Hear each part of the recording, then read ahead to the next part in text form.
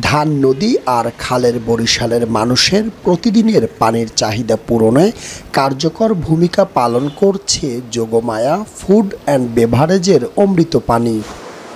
জেলার বাবুগঞ্জ উপজেলার পাংশা এলাকায় স্বয়ংক্রিয় পদ্ধতিতে গুণগত মান, পরিবেশ বান্ধব এই পানির কারখানাই দক্ষিণাঞ্চল থেকে প্রথম কোনো পানি বোতলজাত প্রতিষ্ঠান।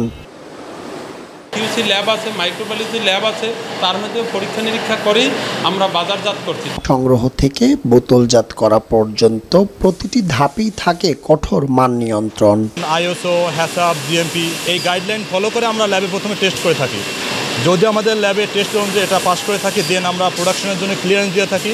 পানি উত্তোলনে করার আগে বিএসটিআই, পানি উন্নয়ন বোর্ড, কলকারখানা অধিদপ্তর এবং আমাদের যে পরিবেশ অধিদপ্তর আছে তাদের দীর্ঘদিনের যাচাই বাছাইয়ের পরে আমাদের ক্লিয়ারেন্স নিয়ে আমরা এখানে পানি উত্তোলন করছি। কারখানাটিতে কর্মসংস্থান হয়েছে 200 নারী ও 3 শতাধিক পুরুষ শ্রমিকের। এখানে প্রায় 1000+ আমরা শ্রমিক আছি।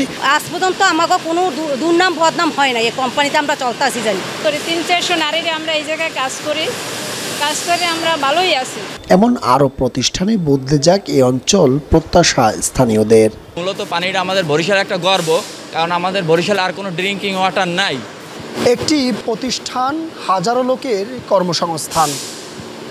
কুচক্রি মহলের নানা অপপ্রচারে যদি বন্ধ হয়ে যায় এই প্রতিষ্ঠানটি, তবে বেকারত্ব বরণ করবে কয়েক হাজার পরিবার।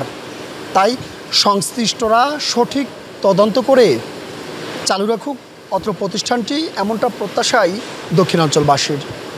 পারভেজ রাসেল, মাই টিভি, বরিশাল।